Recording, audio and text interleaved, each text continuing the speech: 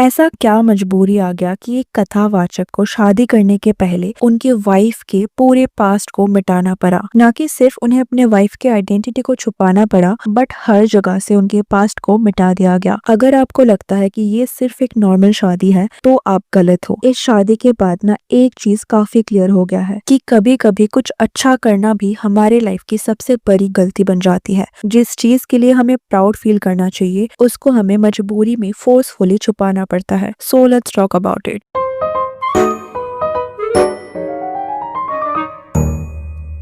Okay so पहले अगर आपको नहीं पता कि इंद्रेश उपाध्याय कौन है, तो इंद्रेश उपाध्याय एक कथावाचक यानी कि प्रीच है जो वृंदावन में बेस्ड है एंड ह्यूज अमाउंट में लोग उनको फॉलो करते हैं। एंड अभी रिसेंट टाइम में आपने नोटिस किया होगा कि अभी कथावाचक सोशल मीडिया में भी काफी एक्टिव रहते हैं एंड वो ज्यादा से ज्यादा लोगों तक अपने बातों को पहुंचाने की पूरी कोशिश करते हैं। जैसे फॉर एग्जाम्पल अनिरुद्ध आचार्य जी भी अभी काफी फेमस हुए थे क्योंकि उनके कथा में ऐसे काफी चीजें हुआ है जिसपे लोगों ने मीम बनाया था। तो ऐसे ही इंद्रेश उपाध्याय जी भी काफी फेमस है एंड काफी लोग उन्हें फॉलो करते हैं। एंड अभी रिसेंटली वैदिक रिचुअल्स को फॉलो करते हुए उन्होंने एक ग्रैंड वेडिंग किया था जहाँ काफी फेमस पर्सनालिटीज भी प्रेजेंट थे। एंड पहले ये वेडिंग इसलिए वायरल हो रहा था क्योंकि कुछ लोग इंद्रेश उपाध्याय जी के जो ओल्ड क्लिप्स है उनके कथा से उसको सामने ला रहे थे, जहाँ उन्होंने बोला था कि उन्हें शादी में जाना पसंद नहीं है, वो कभी भी किसी की शादी में नहीं जाते हैं। हम अपनी स्थिति बता रहे हैं, हमारे घर के लोग भी जानते हैं। हमको कहीं ले जाओ लेकिन किसी का विवाह हो रहा हो वहां मैं नहीं जा पाता।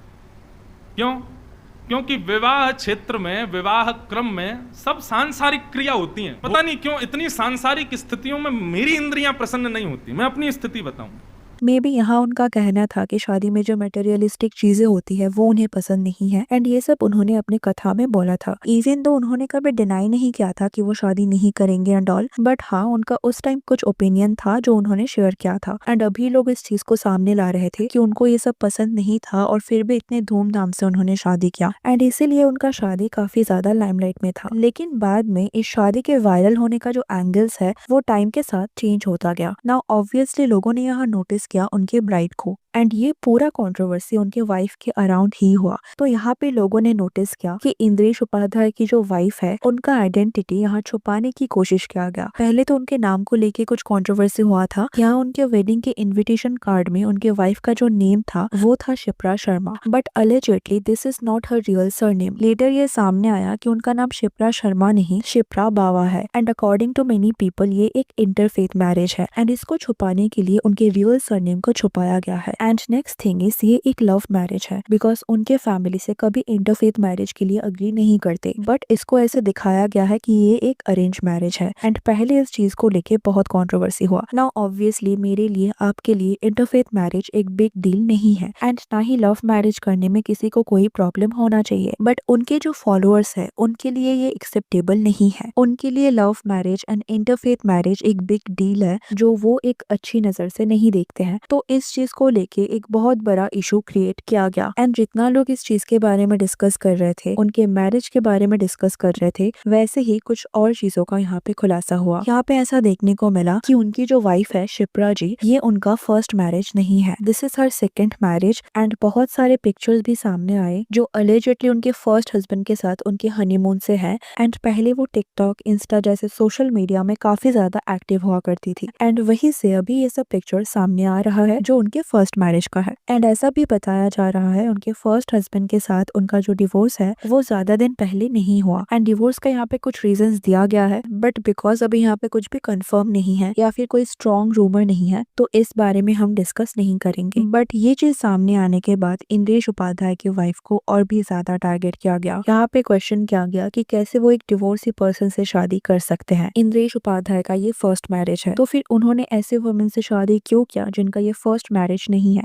अभी यहाँ पे समझना होगा कि लोग इस चीज का एक इतना बड़ा इशू क्यों बना रहे हैं। अगर आप उनके फॉलोअर्स का पॉइंट ऑफ व्यू देखो तो वो इंद्रेश उपाध्याय को फॉलो करते हैं, उनको गुरु की तरह देखते हैं एंड उनके लिए उनकी जो वाइफ है वो गुरु माता होती है, या फिर ये समझ लो कि उनके वाइफ को एक काफी रिस्पेक्टेड पोजीशन में बैठाया जाएगा। नाउ यहाँ पे लोगों का प्रॉब्लम ये है कि उनके अकॉर्डिंग अगर कोई महिला डिवोर्स्ड है then she does not deserve respect. अगर ये उनकी पहली शादी होती तो शायद ये कंट्रोवर्सी होता ही नहीं, बट उनका ये सोचना है कि एक डिवोर्स्ड वुमन कभी भी प्योर नहीं हो सकती एंड इसीलिए शायद लोग इस चीज का इतना ज्यादा बिग डील बना रहे हैं ना। अभी आप सोचो, अगर ये सिचुएशन ऑपोजिट होता तो क्या लोग सेम वे इंद्रेश उपाध्याय जी को इतना ट्रोल करते? क्या वो ये बोलते कि his wife deserves better? We all know ऐसा कुछ नहीं होता। चलो मान लो कि अगर यहाँ इंद्रेश उपाध्याय की जगह उनकी वाइफ एक फेमस कथावाचक होती एंड अगर वो एक डिवोर्स्ड पर्सन से शादी करती तो क्या उनको इतना ट्रोल किया जाता? And somehow we all know the answer. इतना हेट, इतना सवाल जवाब उन्हें नहीं किया जाता। हमारे कंट्री में हमेशा विमेन को टारगेट किया जाता है नो मैटर व्हाट, एंड अभी भी शिप्रा के साथ ऐसा ही हो रहा है। जस्ट बिकॉज उनका एक पास्ट था इसीलिए उनको इतना हेट मिल रहा है, उन पे मीम बनाया जा रहा है, उन्हें गोल्ड डिगर का टैग दिया जा रहा है जस्ट बिकॉज उनका एक पास्ट एक्सिस्ट करता है। ऐसा भी नहीं है कि इंद्रेश उपाध्याय को उनके वाइफ के पास्ट के बारे में नहीं पता। ऑब्वियसली ये सब कुछ उन्हें पता था, उनके वाइफ के पास्ट के बारे में भी उन्हें पता था एंड उन्हें उससे कोई प्रॉब्लम नहीं था एंड होना भी नहीं चाहिए। बट इस चीज को लोग एक्सेप्ट नहीं कर रहे हैं, maybe just because Indresh Upadhyay ji को लोग बहुत ज्यादा रिस्पेक्ट करते हैं, उनको अपने गुरु की तरह मानते हैं एंड क्योंकि लोगों के हिसाब से ये गलत है तो लोगों को लग रहा है कि उनके गुरु ने कुछ गलत काम किया है एंड अभी बहुत ज्यादा हेट उनके वाइफ को मिल रहा है। अभी बहुत लोग यहाँ पे ये क्वेश्चन कर रहे हैं कि अगर इंद्रेश उपाध्याय ने जो किया वो गलत है ही नहीं तो उन्होंने ये सब छुपाया है कि वो प्राउडली इस चीज को बोल सकते थे एंड अपने फॉलोअर्स को एजुकेट कर सकते थे कि ये सब गलत नहीं है। जस्ट बिकॉज किसी का पास्ट एग्जिस्ट करता है इसका ये मतलब नहीं है कि वो अपने लाइफ में मूव ऑन नहीं कर सकती या फिर वो प्योर नहीं है। लेकिन अभी अगर आप करंट सिचुएशन को देखो, जिस तरीके से उनके वाइफ को हेट मिल रहा है तो मे बी इंद्रेश उपाध्याय को उनके फैमिली को पता था कि ऐसा होने वाला है। मे बी उन्हें पता था कि उनके फॉलोअर्स कैसे सोचते हैं एंड वो कभी इस चीज को एक्सेप्ट नहीं करेंगे एंड ऑब्वियसली वो नहीं चाहेंगे कि उनके किसी को शादी करने के लिए उनका इमेज खराब हो या फिर उनके वाइफ के कैरेक्टर पे उंगली उठाया जाए। तो मे बी इस चीज को अवॉइड करने के लिए उन्होंने ये स्टेप लिया कि उन्होंने अपने वाइफ के आइडेंटिटी को, उनके पास्ट को छुपाने की कोशिश किया। नाउ यहाँ पे बहुत लोगों का ये भी मानना है कि अगर वो नहीं चाहते थे कि उनके वाइफ को इतना नेगेटिव अटेंशन मिले तो फिर उन्होंने इतनी धूमधाम से शादी क्यों किया। बट अगर आप देखो तो कभी ना कभी उनके वाइफ को सामने आना ही था। उनके फॉलोअर्स उनसे एक्सपेक्ट करते कि उनके वाइफ को वो सामने लाए एंड उस टाइम भी यही चीज होता तो मे बी कुछ टाइम के लिए वो इस चीज को टाल सकते थे। बट ये कंट्रोवर्सी कभी ना कभी तो होना ही था बिकॉज उनके फॉलोअर्स इस चीज को कभी एक्सेप्ट नहीं करते। तो आई थिंक जो भी यहाँ पे इंद्रेश उपाध्याय ने किया दैट इज वेरी इंस्पायरिंग, जहाँ पे लोगों का एक टिपिकल माइंडसेट है कि एक रिलीजियस मैन का एक डिवोर्स्ड वुमन से शादी करना ये सब गलत है या फिर इंटरफेथ या इंटरकास्ट मैरिज नहीं कर सकते। इसको उन्होंने ज्यादा माइंड नहीं किया, उन्होंने बस अपनी फीलिंग्स के बारे में सोचा and that is actually very inspiring. But जिस तरीके से उन्हें हेट मिल रहा है ये चीज करने के लिए, जिस तरीके से उनके वाइफ को हेट मिल रहा है, this is so unnecessary and I think यहाँ पे लोगों की सबसे बड़ी गलती है ना कि हमें ना किसी को रिस्पेक्ट करने का लिमिट पता नहीं होता है। हम किसी को इतना ब्लाइंडली फॉलो क्यों करते हैं या फिर ऐसे पोजीशन में क्यों रखते हैं कि उनके पर्सनल लाइफ से हम ऑफेंड हो जाते हैं या फिर ऐसा सोचते हैं कि वो परफेक्ट है एंड वो कुछ गलती कर ही नहीं सकते। This is the mindset we need to change. They are also humans and we need to treat them like humans. So I think this is very embarrassing as a society कि आज जब सब कुछ इतना एडवांस हो गया है, people are talking about science and what not, but अभी भी हमारे देश में एक औरत को इस चीज के लिए हेट मिल रहा है because she is divorced. So that was the whole controversy. What do you think about it? Let us know in the comment section. And if you like this video, please give it a like and subscribe to our channel. And also if you are interested in Hollywood content, we have another channel for that. So make sure you subscribe to that as well. Thanks for watching. See you in the next. Take care.